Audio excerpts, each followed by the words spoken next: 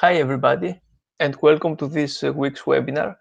This is a recorded webinar, and the topic for this week is the tips and tricks on the Project 3, which is on a smart beta and portfolio optimization. So let's get straight to the project itself. So at first, let's see. There are 10 cells to add the code. And the general idea of this project is that we are having a portfolio that generally is tracking an index. So it consists of the same stocks that this index also consists. And the idea is that we know that indexes are the weight of each stock to the index is depends, for example, on the market cap. However, in this project, what we will do is to try to tweak those indexes, to tweak the weights of each stock in order to gain more, so to have more return, whereas we are not deviating too much from the index itself. So let's start with part one, which is smart beta portfolio. And here you build a portfolio using dividend yield to choose the portfolio weights. A portfolio such as could be incorporated into a smart beta ETF, for example. So initially we're having our index with its own index weights. However, what we will do here is that the index weights they will defined using dividend yield. So we have here what we are given is there are data frames, and the first task, which are the prices and the volume. So those are here. So those are some theoretical stocks, okay? And so this is as a demonstration. And what is asked here is to generate the dollar volume weight. So we have prices and the volume, and what is the total amount of dollars for this portfolio. So this is a relatively simple task, and it is just one arithmetic operation. Okay, so this one should be pretty straightforward. Let's continue. The next, just a moment to synchronize here. Okay. The next task is portfolio weights. So initially, in the first task, we have the prices and the volume. We generate the total amount of dollars, and now let's create the weights according to a particular definition that it is required from this exercise. So here we're given we're going to calculate the weights based on the dividend yield. Some external noise, but should be fine. And let's see in this particular example here what we mean by that. Let's say that we have stocks A and B, and at its particular day here, they are giving a dividend yield. So initially, both give 0. This means that we don't have our weights are not defined because both give 0. So we cannot get 0 over 0. It is undefined. The second day, we have a dividend yield of 0 and 1. Therefore, 100% is provided by stock B. Therefore, the weight is 0 and 1 respectively. the next day we have 0.5 for the stock A, whereas for the stock B we have already one from the previous day. Okay, so this should ring us a bell that let's say the keyword here is cumulative. Okay, so have that in mind. So here we have 0, 0 0.5, 0.5 and 1. Therefore, we have a 1/3 and 2/3 here. Next day, because each one is 0 is added to both, the same weights are kept. And the next day, so we have here up to here 0.5 and 1, but we are adding 2.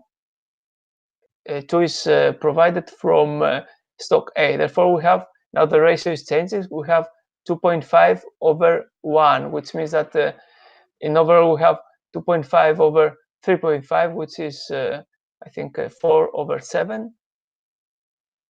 And the next 2 over 7. So so this must be 5 over 7. Okay, and 2 over 7 for stock B. So you can understand this is how it goes. I hope this gives you a good hint on how to reply this particular cell. Okay, and as I said, the keyword here is has to be related to cumulative. So hopefully this is clear by now. And next step is to calculate the generated returns.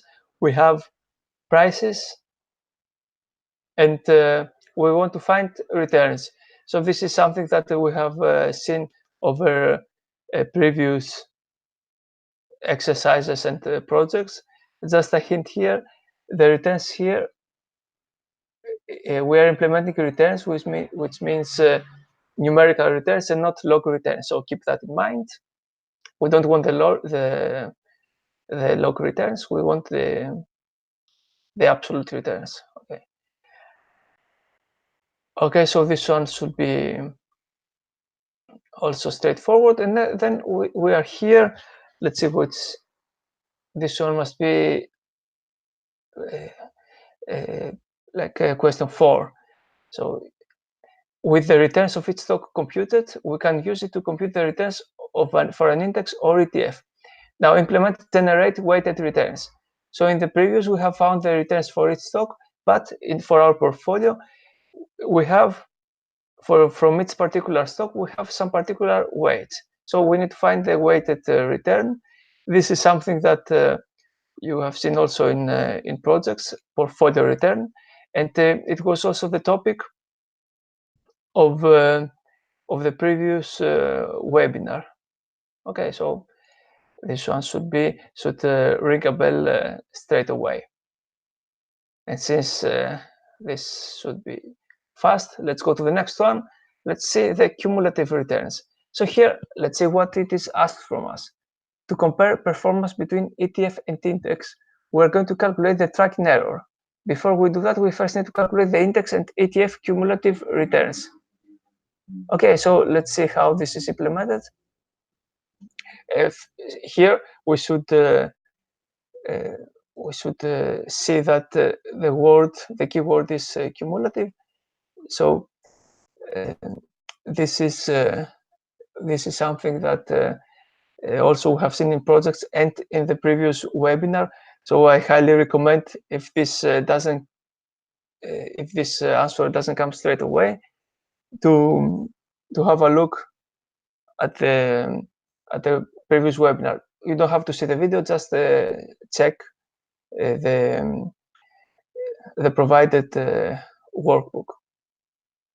And also here, keep in mind that the returns are reinvested. Okay, so this also should give you a hint.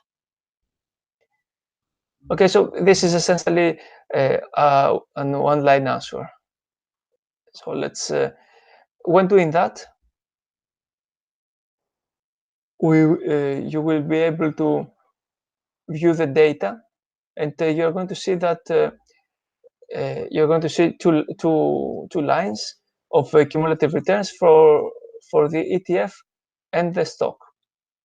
And then we have to see what is the tracking error. This particular this error is defined by this expression. So the only thing that you need to do here is you have everything, so you just have to replace these variables with the data frames that are provided here. And when you do that, you're going to get a value for the tracking error. And here the tracking error is essentially what we care about is the standard deviation. It is the standard deviation of the differences of the returns. Okay, so ideally we want our portfolio to beat the index. So we want to have an excess return, but we don't want that return to be, for example, to have large deviations from the index return. And this concludes part one at this point. As you can see, it is something, I believe it is something that you have seen in the lectures and also in webinars. It should be with some attention. It should be something quite manageable. Now we are building on this one, and we're going to do something a bit more complicated, because in the part one we defined the weights. We define the weights according to the dividend yield. However, we don't know if this is the best combination of weights, and there are, as you can imagine, countless options. And you have seen that in the efficient in the efficient portfolio, when we have the efficient frontier of portfolio. So we can have endless combinations. However, not all of these are optimal. In order to do so, we're going to use some extra packages that are designed to optimize a particular function. And let's go and define some further. Let's go and solve some further questions. So everything here will look familiar from the lectures. First of all, covariance matrix. That was the topic of the previous webinar, and we have seen how it is defined step by step. However, as we explained there, we don't need to reinvent the wheel. There are particular packages and particular functions that are also shown here that can help us get the covariance matrix.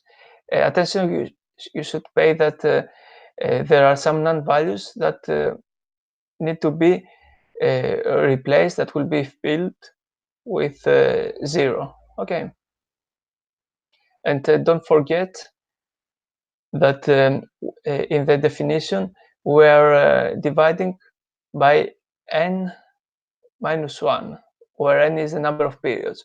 So keep that in mind, because there is a particular parameter that should be set to account for that fact. So well done so far. Let's go further down.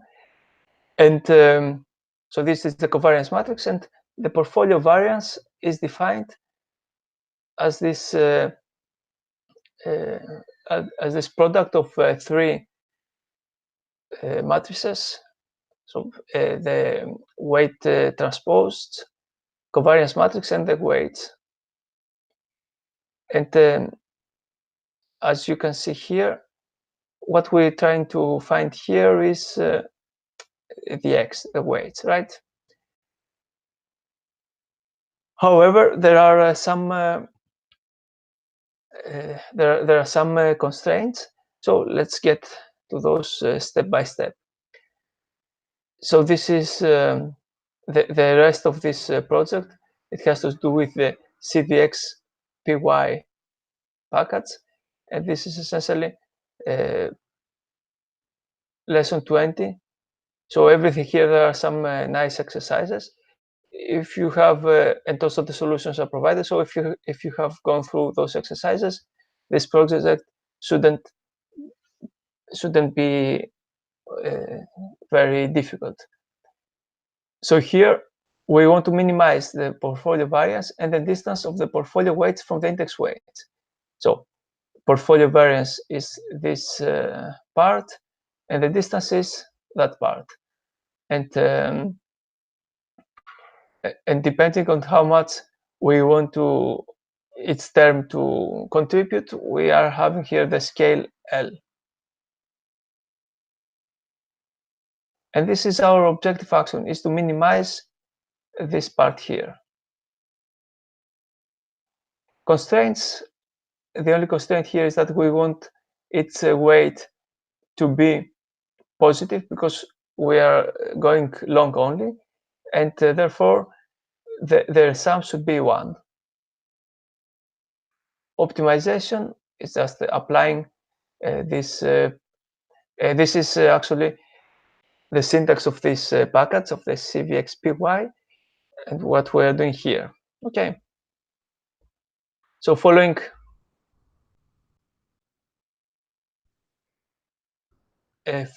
here the exercises should be something.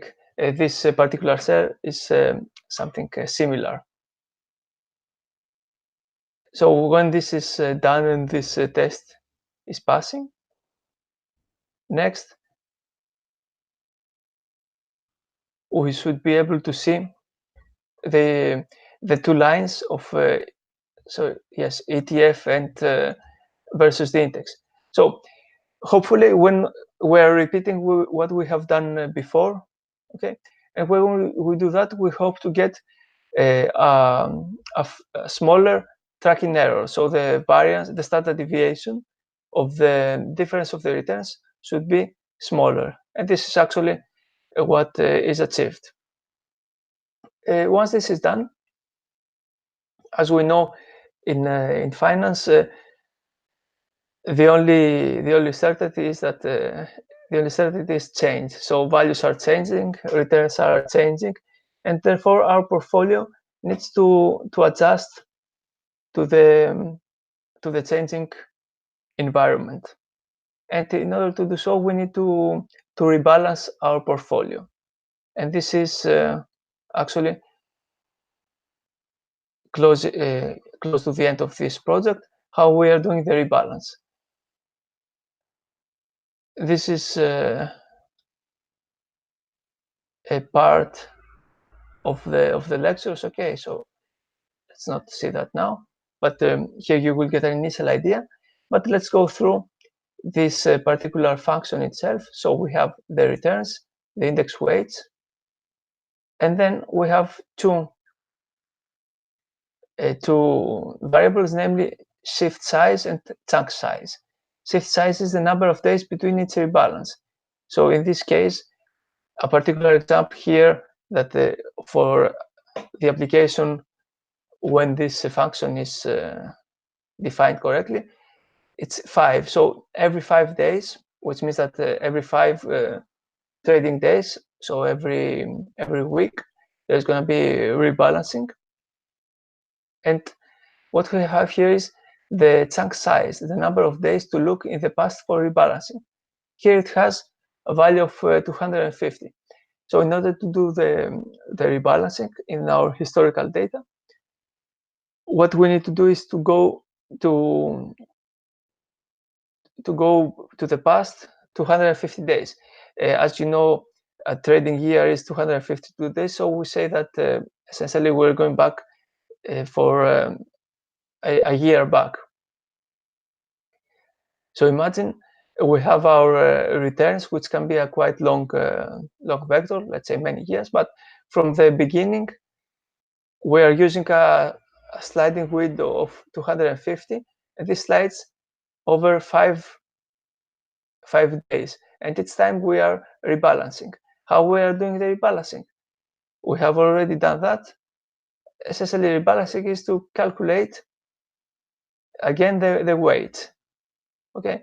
However, let's see here. This is the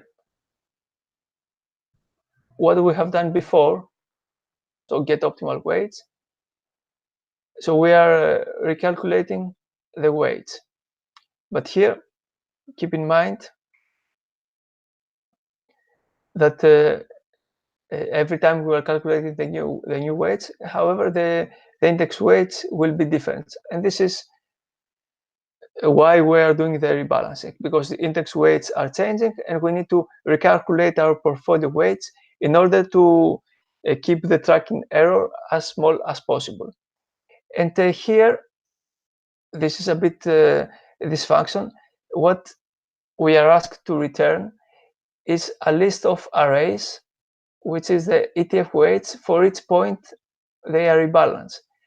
So here we are going to return a list of arrays. So imagine we have, each time we are doing a rebalancing, we are getting the weights. So for each particular date, we're getting a different weight. And this is, we're going to save all those results and return those results as the output.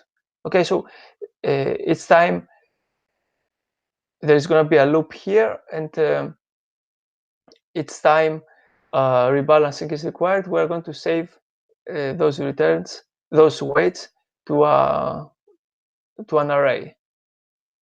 I hope this this sounds like clear.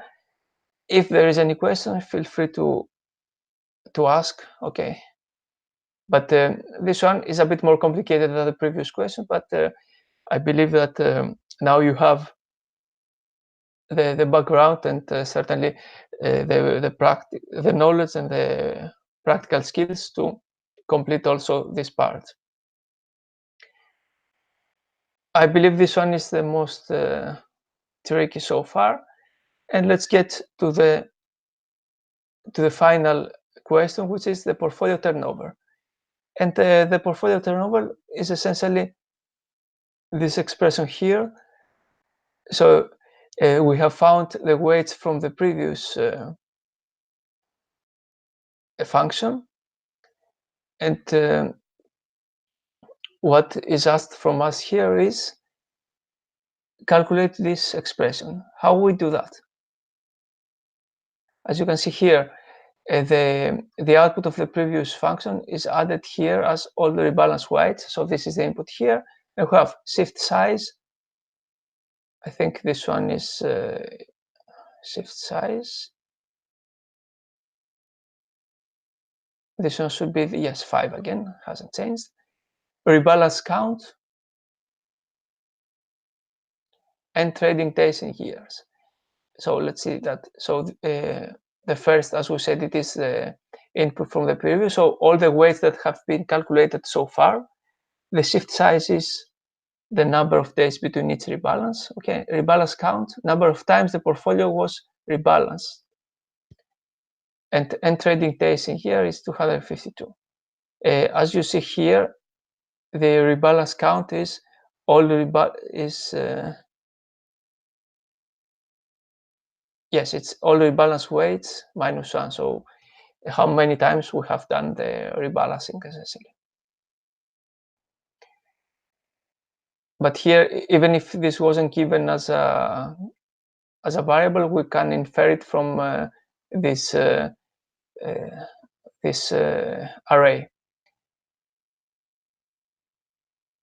How we are going to resolve that one? So here we have 3 terms. We know the first one, number of rebalance events per year. Okay, which is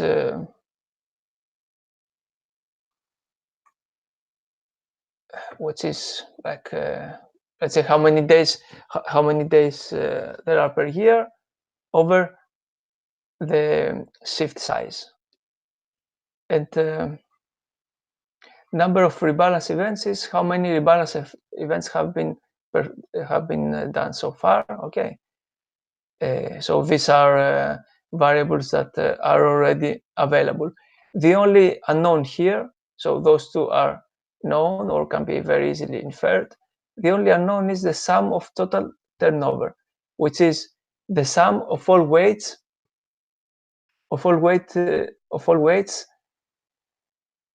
difference. So for each rebalancing event, we are getting the difference between the weight and the previous period weights. So we are getting the difference. Okay, we have there is a NumPy function for that, and then we get the sum of that. And this is what we should replace here. And once this is done, then hopefully then we have everything to complete this exercise. And that's all. This concludes this project. I believe now with after that we are closer to the end of this nano degree, I believe that it is an interesting exercise and quite manageable. So let me close that. So hi, and yeah, that's it for this week. Feel free to send any questions if you have but I believe now it is time for you to finish it, to complete this project if you haven't done so. So thank you for watching, and speak to you soon next week. Bye for now.